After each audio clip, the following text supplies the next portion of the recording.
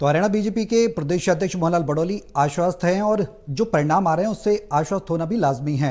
राजकुमार जी, जो दिग्गज हैं जो हारे हैं, बीजेपी के तमाम मंत्री हारे हैं, 8 मंत्री चुनाव हार गए हैं, तमाम बड़े नाम है, सुभाष सुधा, कंवरपाल गुर्जर, कमल गुप्ता, तमाम दिग्गज नाम हैं। अगर समीक्षा की बात की जाए तो आखिर क्या वजह रह गई, क्यों जनता ने नकार दिया? देखिए, जाहिर सी बात है कि एंटी इनकम्बेंसी कम से कम मंत्रियों के खिलाफ तो रही ही होगी जी। क्षेत्र विशेष के अपने समीकरण हो सकते हैं, लेकिन जिस तरह से तमाम दिग्गज आ रहे हैं, और आपको ताज्जुब होगा कि 2019 में भी मेरा ख्याल है मुख्यमंत्री और अनिल विज के अलावा ज्यादातर मंत्री चुनाव हार गए थे जी। तो कहीं ना कहीं मंत्रियों को विचार करना पड़ेगा कि उनका जनसंपर्क, जनता के प्रति जवाबदेही, संवेदनशीलता में कहीं कुछ कमी तो नहीं रह जाती। पार्टी रिपीट हो रही है, आपने माना कि विधायक आपने बदल दिए तो उनकी एंटी इनकम्बेंसी कम हो गई, लेकिन मंत्रियों का इस तरह से हारना, जिनके पास जनता के काम करने का ज्यादा मौका होता है, ज्यादा अधिकार होते हैं, तो इस पर आत्मचिंतन करने की जरूरत है कि दोनों बार ऐसा हुआ। 2019 में भी ज्यादातर मंत्री हार गए थे, 2024 में भी हार गए। बाकी दिग्गजों की आपने बात कही तो ये कुछ नतीजे चौंकाने वाले हैं। जैसे एलनाबाद की बात करें, अभय चौटाला अपनी पार्टी से अकेले जीते थे, किसान आंदोलन के चलते उन्होंने इस्तीफा भी दिया, बाई इलेक्शन हुआ फिर जीत गए, और इस बार माना जा रहा था कि उनके लिए थोड़ा मुश्किल है, इसीलिए गोपाल कांडा की पार्टी से अलायंस किया, जिनके साथ लंबे समय तक 36 का आंकड़ा रहा, लेकिन दोनों हार गए जी। गोपाल कांडा भी हार गए और अभय चौटाला भी हार गए, लेकिन उनकी पार्टी से 2 कैंडिडेट जीत गए, आदित्य देवीलाल जीत गए और अर्जुन चौटाला जो उनके बेटे वो भी जीत गए। तो क्षेत्र विशेष का भी समीकरण रहा है।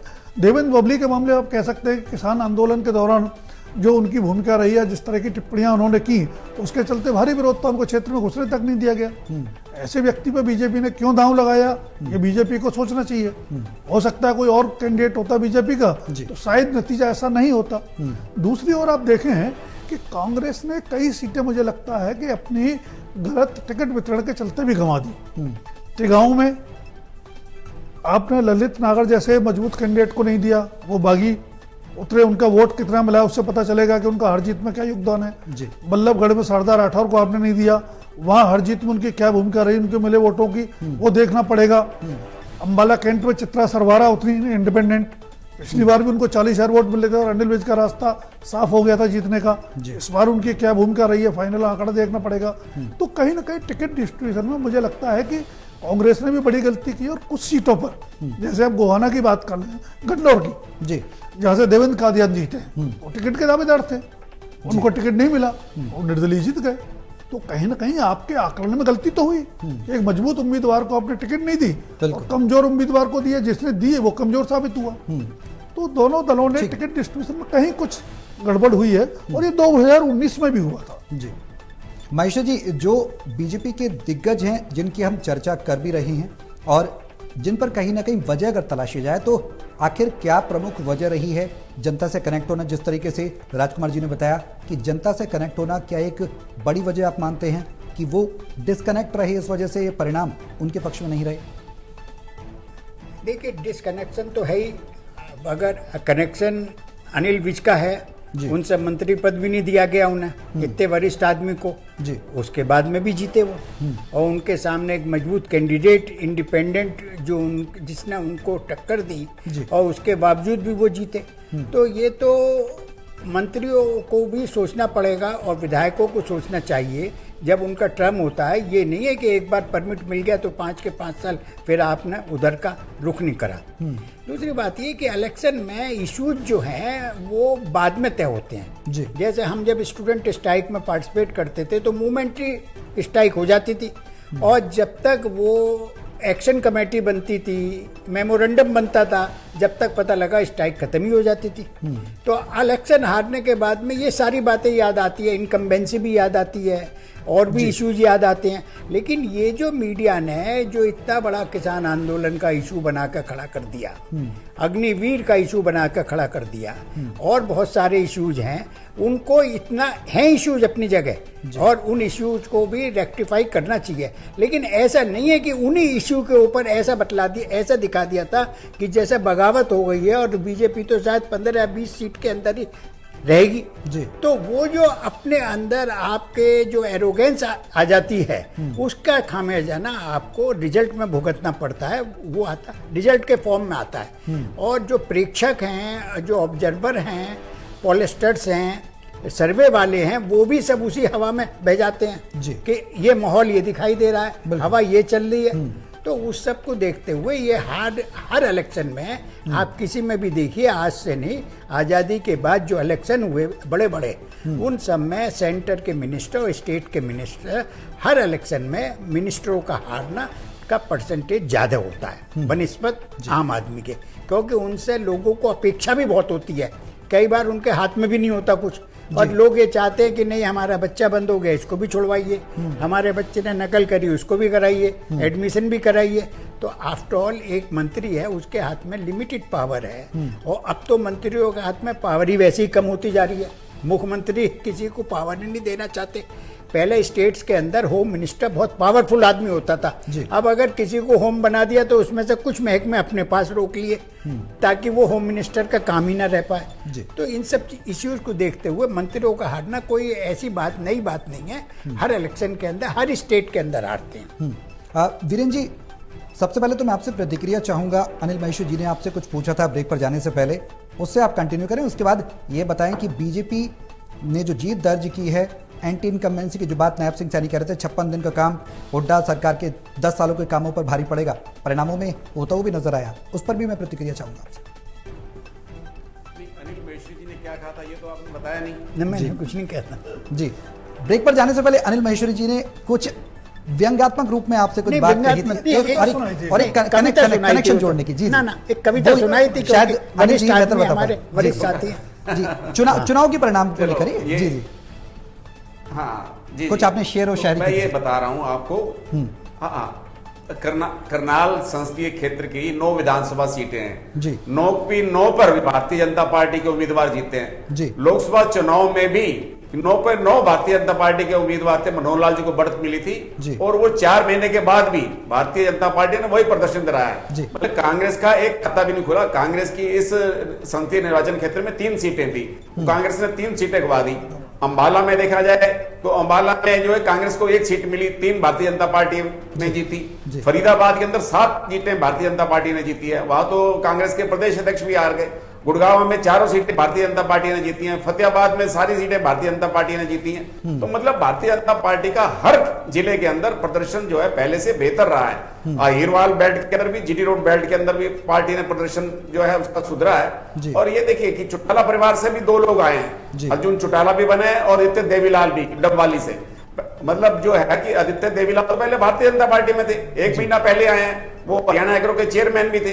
1 महीना पहले वो भारतीय जनता पार्टी में शामिल हुए हैं और उनको टिकट मिला और वो डबवाली से चुनाव जीत गए। ये हरियाणा के इतिहास में पहली बार होगा कि यहाँ सिर्फ 3 निर्दलीय जीते हैं। इससे पहले न्यूनतम संख्या 5 थी, मतलब 5 से कभी निर्दलीय हरियाणा में रहे नहीं। ये पहली विधानसभा है जिसके अंदर सिर्फ 3 निर्दलीय जीते हैं। यहाँ हिसार से जो है सवित्री जिंदल जीती हैं, गन्नौर से जो है देवेंद्र कादियान जीते हैं, और बहादुरगढ़ से राजेश जून जो बागी थे कांग्रेस के, मतलब 3 निर्दलीय जीते हैं। इससे पहले कभी भी 3 की संख्या नहीं रही, हमेशा 5 रही है।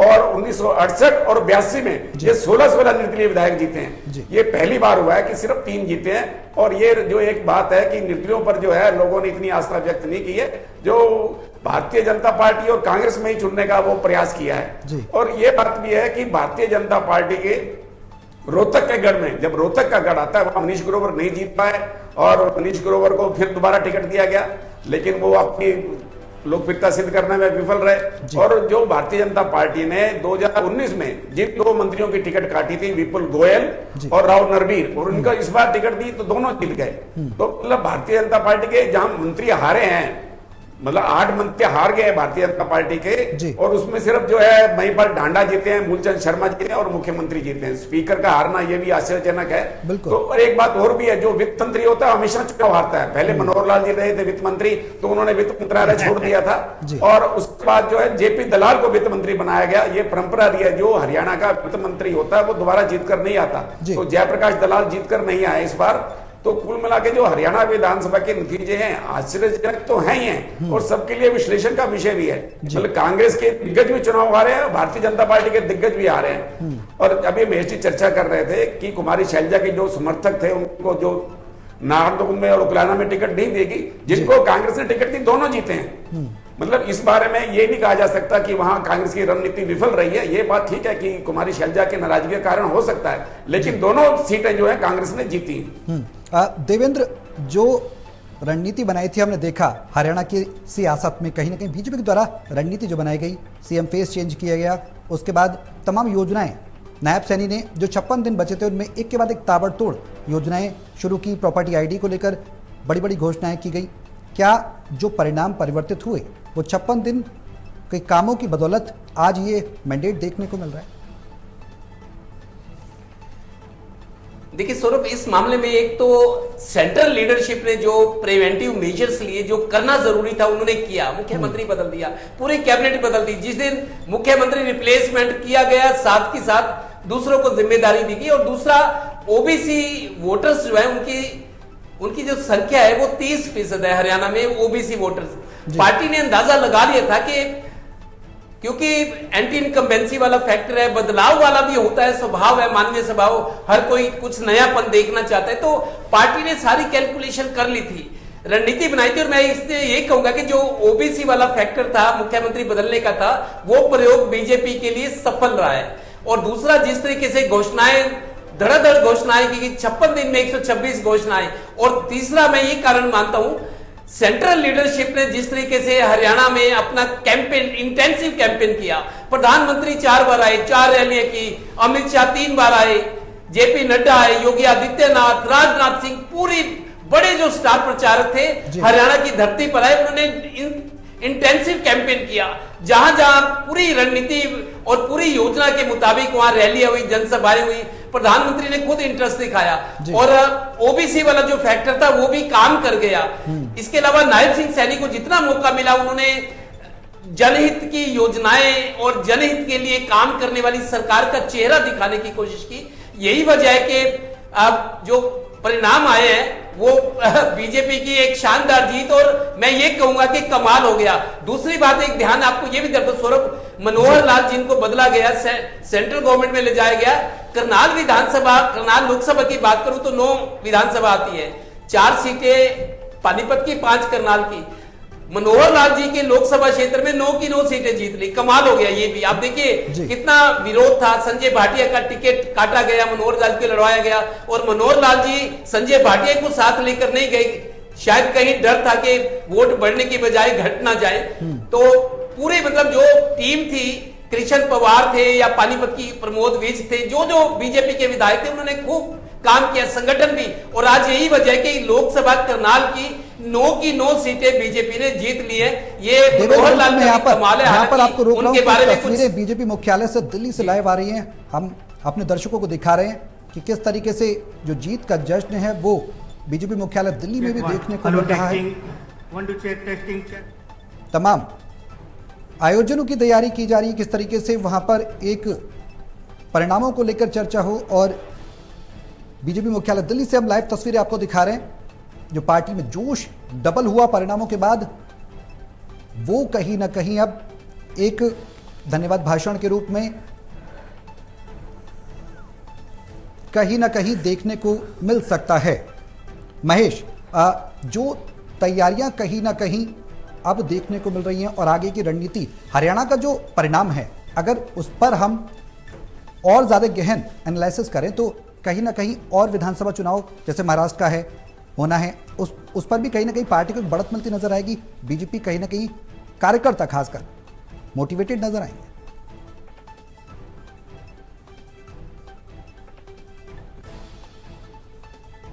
देखिए, यकीनन ये होता है कि नगर निगम चुनाव में हरियाणा प्रदेश में भारतीय जनता पार्टी को जीत मिली थी, तो उसके बाद विधानसभा चुनाव में आपकी बार 75 पार का जिक्र करने लगे थे। मुझे लगता है कि कांग्रेस पार्टी की आती आत्मविश्वास वाली जो भावना थी, जिन्हें लग रहा था कि किसी को भी टिकट दिया आप वो जीत कर आएगा ही, आपकी बार 75 पार भारतीय जनता पार्टी ने तो कहा था। लेकिन मुझे लग रहा है कि कांग्रेस पार्टी के नेता तो ये इस बात पर यकीन करे बैठे थे कि इस बार 60 के पार तो होना ही है, तो किसी को बदलना चाहें तो बदल लें, किसी को निपटाना चाहें तो निपटा लें। और मुझे लग रहा है कि काफी सारे विधानसभा क्षेत्रों में तो ऐसे टिकटार्थी थे जो टिकट जिन्हें नहीं मिल पाया, संभावित उम्मीदवार कह सकता हूं, वो लोग अपने विधायक को, अपने टिकटार्थी को इसलिए निपटा रहे थे कि सरकार तो बनी रही है लेकिन ये सिटिंग एमएलए नहीं बनना चाहिए। अब तमाम लोग चिंतन की स्थिति में है कि अपने अपने उम्मीदवारों का हरवा कर उन्होंने भारतीय जनता पार्टी की एक बार फिर से सरकार बनवा दी। यहां पर लगातार ये बात हम कह रहे थे कि भारतीय जनता पार्टी की खामियों की वजह से कांग्रेस पार्टी को फायदा मिला, अब वो परिस्थितियां उलट होती हुई नजर आई।